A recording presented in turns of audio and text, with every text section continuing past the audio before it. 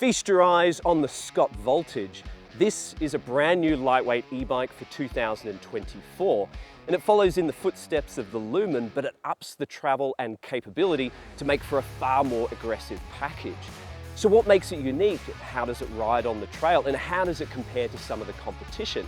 We brought the Voltage out to Lake Mountain in Victoria's high country to put it to the test on the brilliant Cascades Trail. So join us as we ride and review the new Scott Voltage.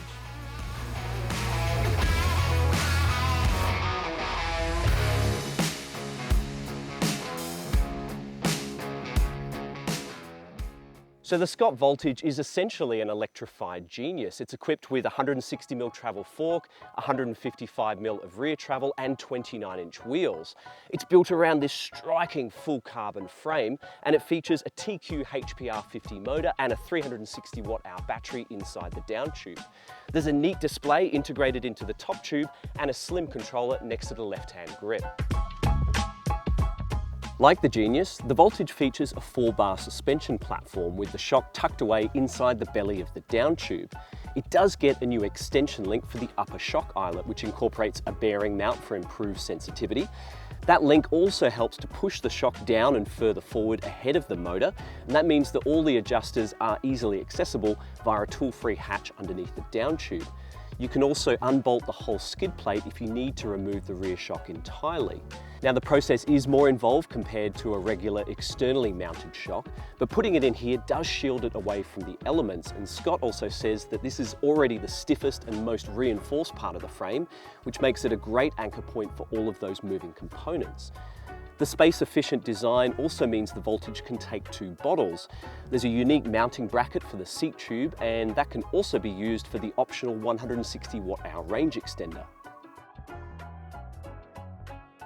As with nearly every Scott full suspension bike, the Voltage features a handlebar remote for adjusting the suspension settings on the fly. Most Voltage models come with the twin lock system, which links up to both the fork and the shock and provides you with descend, traction control and lockout settings. Our test bike, the Voltage Tuned, comes with the track lock system. Now the remote itself is much the same, but it only links up to the rear shock. The rear shock is different too. It's the Float X Nude shock, and that features a piggyback reservoir and offers a descend, ramp control and climb settings. More about how those work in a bit. Geometry on the Scott Voltage is pretty similar to the Genius, with some notable exceptions. The BB sits 6mm higher for more ground clearance, which is an important consideration for an e-bike, and the chainstays are also a fair bit longer due to the packaging required around the motor. The rear center length comes in at 455mm, which is 15mm longer than the Genius. Otherwise, the Voltage gets the same 63.9 degree head angle, 77.1 degree seat tube angle, and the reach measurements are pretty similar. On the medium size that I've been testing here, that comes in at 457mm. It also carries over the modular headset cups. You can rotate those around, and that allows you to steepen the head angle by a bit over a degree. One feature that is missing from the Voltage's hit list is mullet compatibility. There are no flip chips on this frame, so that means there's no real way of accommodating the change in BB height if you wanted to fit a 27.5-inch rear wheel, and as such, it's not really recommended. There will be 3 Scott Voltage models coming into Australia for this year, and prices are going to start at 12 grand. Now, regardless of the model, they all come with the same full carbon frame, that TQ motor and 360 watt-hour battery. The bike that we've been testing here is the top-end model. This is the Voltage 900 Tuned. The price on this is 17,800 Australian dollars. It gets Fox factory series suspension with the 36 Grip 2 fork and that Float X Nude piggyback shock. We've got a Syncross one-piece carbon cockpit and the new Duncan adjustable travel dropper post. There's a SRAM GX Access wireless transmission, Code silver brakes. There's a Syncross Revelstoke carbon wheel set and 2.6-inch wide Maxxis Exo Plus tyres with an Assegai on the front and a dissector on the rear. Confirmed weight for our Scott Voltage test bike is 18.94 kilos, and as usual, that's without pedals and with the tyre set up tubeless. So we're back down here in Marysville after riding down the Cascades Trail. What a fantastic piece of trail that is. One of our favourite places in Victoria to ride. We love that every time we come here, there's some sort of new feature to ride. Benny, the head trail builder, he's up here all the time, shaping and tweaking to perfection. So it's fun to come ride here and it not be exactly the same trail each time. But we are here to talk about the Scott Voltage. I've taken a bunch of notes on this bike, so let's start off with what we like about this bike. First of all, TQ motor, impressively smooth and quiet.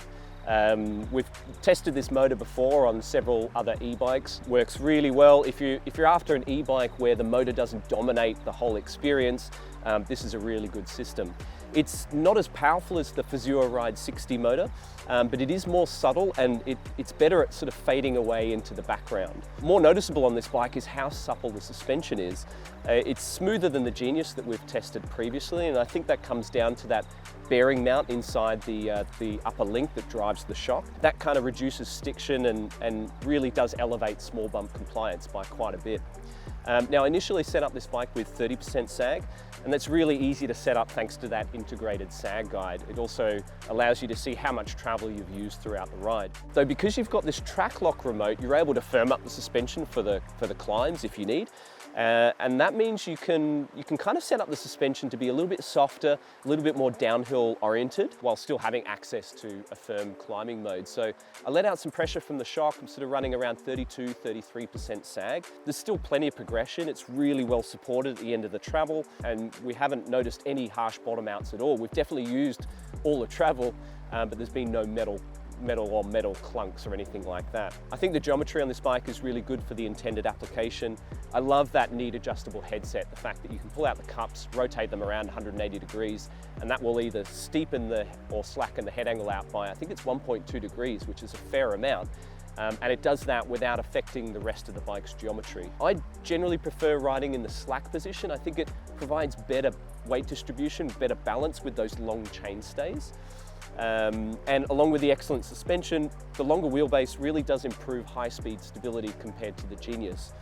It's very calm and composed, there's loads of grip, and you can feel the improvement in stability with a lot of the weight kind of centered and nice and low in the bike. The long chainstays are really good for climbing too. The seat angle's nice and steep, so you don't have to bend over excessively on like really steep gradients. And also the track lock system. The middle mode is called ramp control on the tuned model. Ramp control is pretty similar to traction control on the regular nude shock that you'll find on the other Voltage and Genius models. What it does is it closes off part of the air chamber inside the shock. It's like putting a really big volume spacer inside the shock mid-ride. And according to Scott, it limits the kind of usable travel from 155 to about 100 millimeters. So it makes the suspension firmer and kind of springier as well. Now, Scott originally developed ramp control for riding flowy jump trails, and it is useful for that. But I found it more useful for technical climbing because in that middle ramp control mode, it kind of lifts the dynamic ride height of the bike, so you get more pedal clearance, the seat angle feels a little bit steeper, kind of lifts you up on the trail, so when you're riding up steep gradients, that ramp control setting is really effective. It also doesn't add any compression damping, so the suspension stays quite smooth and sensitive, so you still get good grip. But just with that improvement in ground clearance compared to the riding in the fully open mode. The last position on the remote is the climb mode, and that does add a healthy dose of compression damping. It's not quite a full lockout, but it's pretty firm. I found that more useful for kind of long, smooth fire roads or riding on the road. As for the downsides, well, obviously this isn't a cheap bike. You can also get a equivalent spec Levo SL or a Fuel EXE for a bit less money. It also makes the Focus Jam Squared SL that we recently tested look like amazing value, given it sells for about $5 less. Really what you're paying for here though is that incredible high-tech carbon frame and integrated suspension design. And while it is a great handling bike, I do think the lack of mullet compatibility is a missed opportunity on Scott's behalf.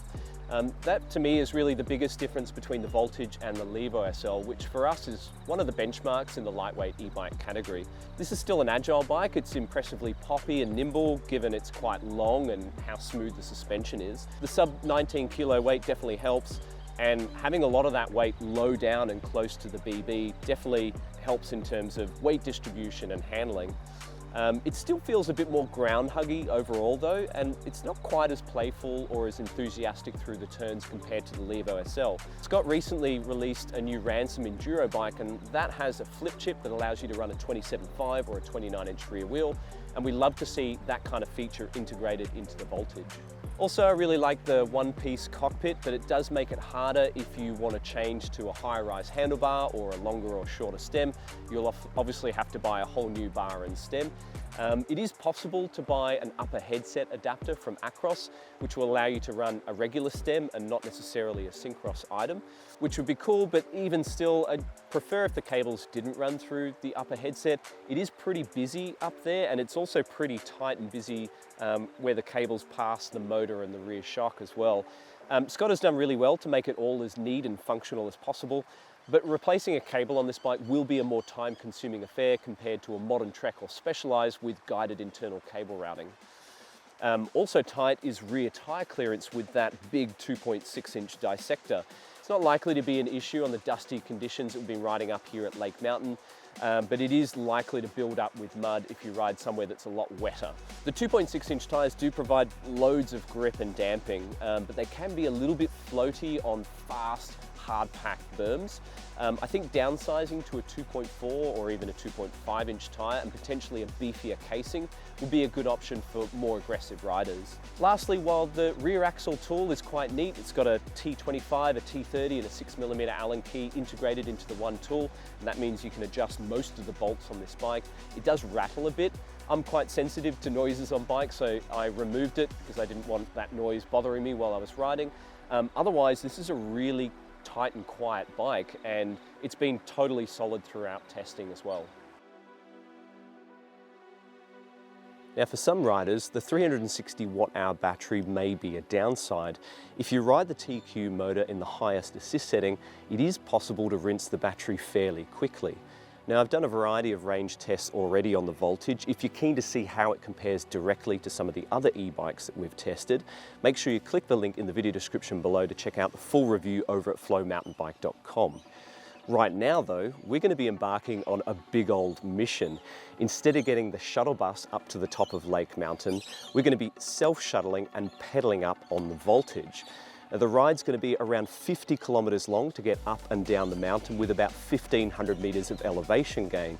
Based on some rough calculations, I think we should be able to make it.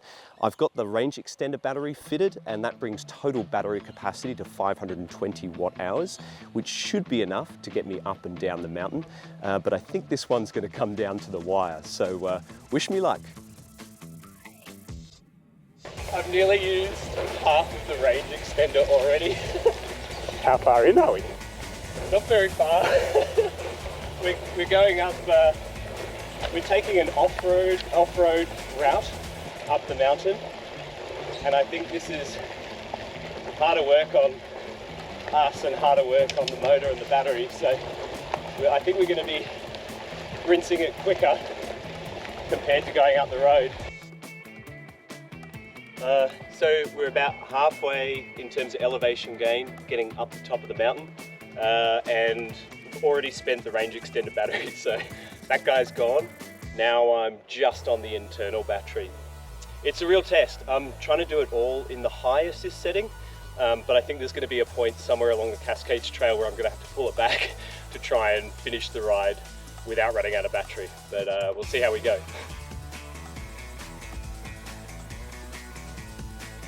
Alright, so we're at the ticket booth. Woohoo! Down to 73% battery. That's the main battery. So I'm hoping if I can get to the top with about 50% battery left of the internal battery, we should be okay.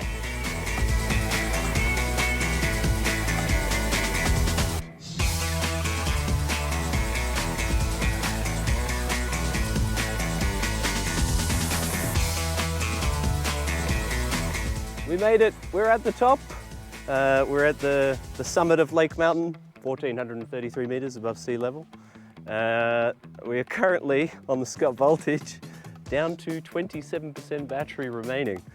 Now, although we're at the top of Lake Mountain, the Cascades Trail does have climbing in it. So that's something that not everyone appreciates when they come up here.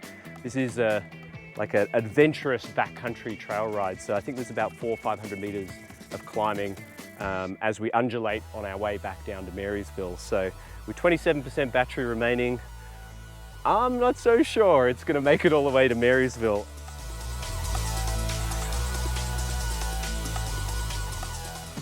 So the good news is that we made it to the lunchroom. We've got a wonderful descent ahead of us. Have been nursing the bike along in the eco mode to try and milk out the battery. The bad news is we're currently on 3% and the screen is flashing at me, which is not a good thing. We ain't gonna make it back to Marysville on this battery. There is a reasonable amount more climbing to go. But to be fair, looking at the stats, we've done 41 kilometers and we've gone over 1,500 meters of elevation gain, which is actually kind of what I was expecting out of this battery and range extender. Probably a mistake doing the fire road climb rather than the road climb, because that really chewed through the battery. But the good news is we're still going and we've got a lovely descent ahead of us. Woohoo!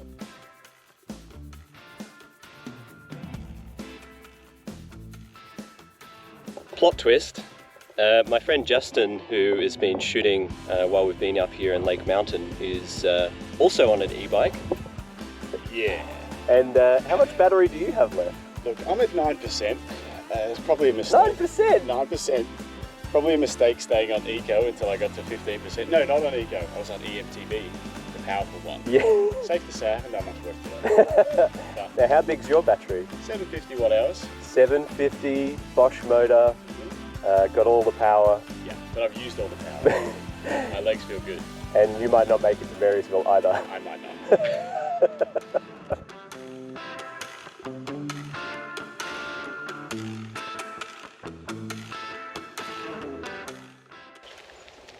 Hey, oh, fancy seeing you here.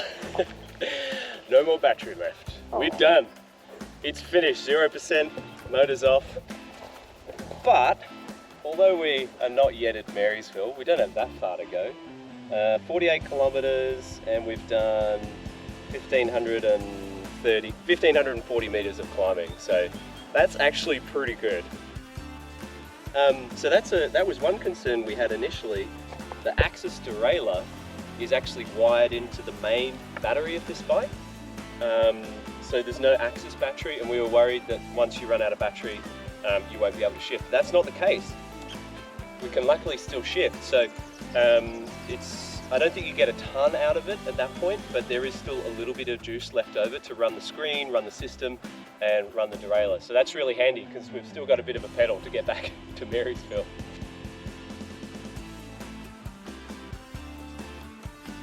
We made it, we're back in Marysville. The last few Ks I had to ride, no battery, so the motor switched off completely. That TQ motor is actually really good in terms of drag, or there's basically no perceptible drag. And because it's a fairly light bike, it's pretty easy to pedal with the motor off, so not too painful to get back here. But we're all wrapped up. Hope you've enjoyed this video on the new Scott Voltage. If you've got any questions for us about this bike, drop those into the comments below. As mentioned before, the full review is now live over at flowmountainbike.com. Just click the link in the video description below if you're keen to check it out. Otherwise, I hope you've enjoyed this video and we'll see you guys next time. Dooroo!